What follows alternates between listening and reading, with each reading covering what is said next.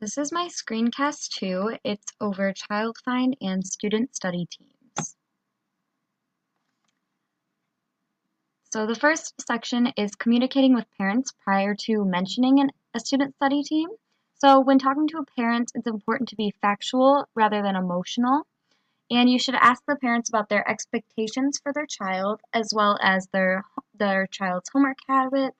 And you want the parents to be involved in the process, so you want to ask them to be a part of the student study team. The next part is the parent preparation sheet. So the parent preparation sheet helps for the parent to be included in the student study team process, as well as helping to gather more information about the student. The sheet includes the student's strengths, concerns the parents may have about the student's weaknesses, ways they can help their child to be more successful, things that motivate their student, as well as goals or expectations that they have for their child. The next thing is predictable feelings or reactions that may happen from the parents. So there are 5 common feelings and reactions that a parent goes through when they learn about the student study team. The first one is shock or denial. So they might not think that their student has any problem or anything.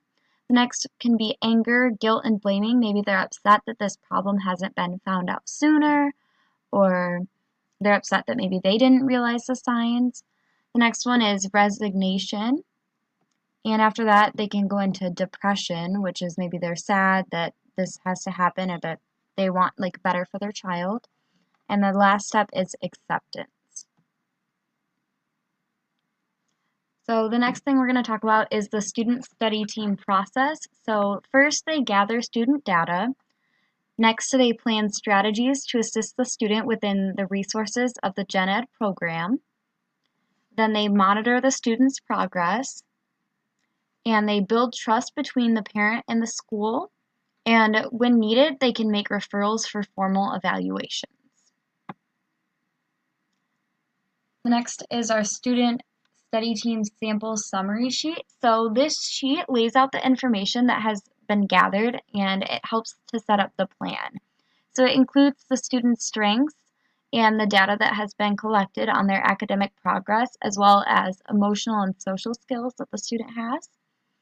It also includes the modifications that the student is receiving, as well as concerns that are had for that student. Also questions that may come up, so that those will be included as well. They come up with strategies and then prioritize their actions, and then they decide who will be responsible for carrying out those actions, as well as the timeline.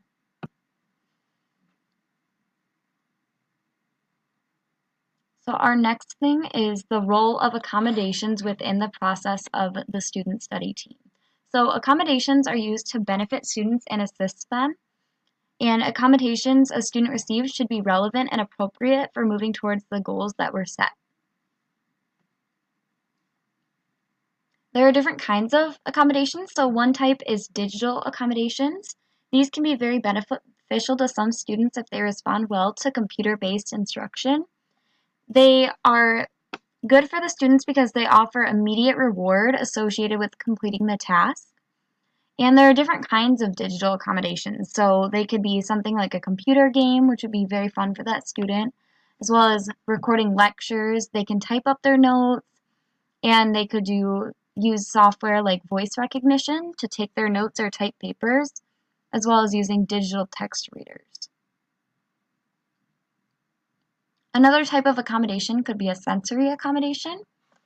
So these can be added by physical or occupational therapists, and there are a variety of these accommodations that can be helpful to the students with sensory issues that make functioning in the normal classroom setting difficult. So some examples of these could be headphones, sensory feedback mats, different types of seats, or types of clothing. For example, like a weighted vest can be calming to some students. So then we're going to get into some of these laws, and this is the PL 94-142 in regards to the least restrictive environment. So this act provides each handicapped child from ages 3 to 21 with a free and appropriate education in the least restrictive environment. The LRE must be determined for each individual student by using assessments to determine eligibility for these services. Services are available for learning disabled people, hearing disabled, speech and language disabled, visually disabled, severely emotionally disturbed, orthopedically impaired, deaf, blind, multiply disabled, autistic, or individuals with traumatic brain injuries. Our next section is about parental rights and the law. So the law intends for parents to be involved at every step of the evaluation and planning process. They also must be kept informed on their child's progress. So they must be given a copy of their rights, which include that their children's records are kept confidential. They may review and inspect records. They can have copies of all of these records as well as any documentation that regards their child. They can release records if they obtain permission from the school in writing. They must be notified in advance of any meeting that pertains to their child. They can request an assessment of their child, then request an independent one if they do not agree with the district's evaluation. And they can have input with their child's IEP. They also can refuse special education services, and they can request a hearing if there are disagreements in regards to their child's placement or services. So next up we have a court case, which was between Ronker versus Walter. So this case occurred in 1983, and it was actually the first time that the federal court had to interpret the LRE portion of the Individuals with Disabilities Education Act. And this case was between a student's parents and the school district. The district wanted to move the child to another school in the district that was segregated and had more resources for special ed students, but the parents wanted their student to remain in the school in their neighborhood. So the decision that the court had to make was whether the services needed and provided in the segregated environment could be provided in the segregated setting.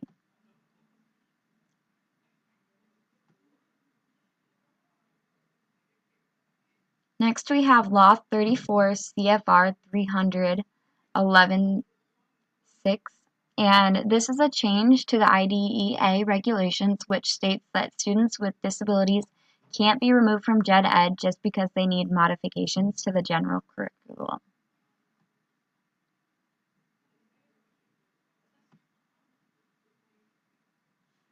So next we have the Universal Dedication Vision Statement. This statement was adopted by the Michigan Board of Education in October of 2005. Part of this statement is a principle that honors the rights of the students to learn together. Next we have the highly qualified provisions of 20 U.S.C. 1401 and 34 CFR 318. So this requires schools to only hire special educators that are highly qualified, and they have to meet the standards that are outlined in the No Child Left Behind law. A special education teacher who teaches in a segregated special ed setting must be also qualified to teach that subject in the gen ed setting.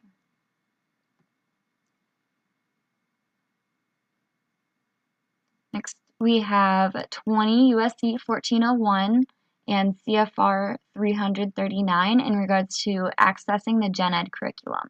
So all students are able to access the gen ed curriculum according to the standards set by the state.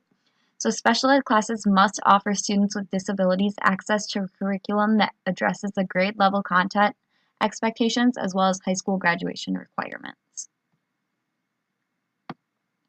Next we have the LRE in Section 504. So Section 504 also discusses education in the least restrictive environment. The section states that if a student is taken out of the regular school and placed into a different school, the facilities, equipment, and programs that are available in the placement must be comparable to those in the regular school. LRE does not require a student to be in the neighborhood school, but they should be as close as possible to their home. So next we're going to get into the multidisciplinary team process. So this process, the team includes a variety of people such as a school psychologist, classroom teacher, special education specialist, a school district nurse, the parents, a school administrator, and sometimes a speech therapist, occupational or physical therapist, or a social worker. The process begins with a meeting between the teacher or educator who has noticed a problem area and a student with that student's parents. Once the student's parents give permission, then the evaluation of the student can begin. And sometimes this can be done by that student study team that we talked about earlier. If the initial evaluation shows that a student may need additional testing, then there will be a formal evaluation. The members of this team will contribute to a report that will help to form the customized education plan for that student. So next we have another court case, which was Larry P. versus Riles, California, which was in 1979, and this is in relationship with IQ scores. So this court case was regarding whether IQ tests are racially or culturally discriminatory, and this case made it so intellectual functioning must be measured by methods such as adaptive behaviors, personal behavior and development, classroom performance, and academic achievement rather than just IQ tests. So there are IQ tests that are called Common Intelligence Quotient tests, and there are many different kinds of these. And to select which one you should use, you should consider the age of the individual that's being tested, as well as selecting one that is free of cultural bias. So we have a couple of these tests, such as the Wechsler Intelligence Scales for Children, the Stanford-Binet Intelligence Scale, the Kaufman Assessment Battery for Children, and the Slauson Intelligence Test, and the Test of Nonverbal Intelligence. So the Wechsler Intelligence Scale for Children is actually one of the most popular tests to measure intelligence quotients in children. This test measures intelligence in children from ages 6 to 16. It uses several subtests which measure verbal and performance skills. The verbal tests include information, similarities, arithmetic, vocabulary, comprehension, and digit span. And the performance tests include picture completion, picture arrangement, block design, object assembly, coding, symbol search, and mazes. This test shows the child's strengths and weaknesses. So there are many different kinds of academic assessments that can be used by special education specialists. So there are many different kinds that can be used. So one of the most common is the Brigance Diagnostic Inventory of Basic Skills, which is used in children from grades kindergarten through 9th grade. And this test evaluates readiness in reading, language arts, and mathematics. It's helpful in writing IEP goals as well. The next test is the Wide Range Achievement Test, which is a norm-referenced test that can be used from ages 5 to 75. And this test tests decoding, spelling, and arithmetic, and it's very quick and reliable, which is why a lot of people tend to use this one. Our next test is the Kaufman Test of Educational Achievement, which is another norm-referenced test, and it's standardized. So it measures decoding skills, reading comprehension, spelling, mathematic computation, and applications. And this test can be used from students pre-K to 12th grade. Next, we have the purpose of observation and types of data that can be collected. So observation is used to evaluate students' performance in different areas, and there are different kinds of assessments that can be helpful to do this. So one of these is the time on task assessment, which evaluates the percentage of time the student was focused and on task. There's also language assessments, which evaluates for language deficits in receptive and expressive language. Health assessments, which ensures there aren't physical issues that could be affecting school performance.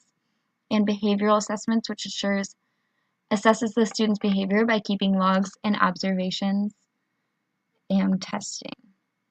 And then there's also patterns of strengths and weaknesses. So strengths and weaknesses for each individual student can be determined by their results on various assessments. Different assessments have different criteria to make something qualify as a strength or a weakness. There's a range for something to be considered a strength or a weakness. For example, with a classroom test scores, for a student to be considered to have a strength in that, a student must score greater than or equal to an 80%, and for it to be considered a weakness, the student must score less than or equal to a 60%.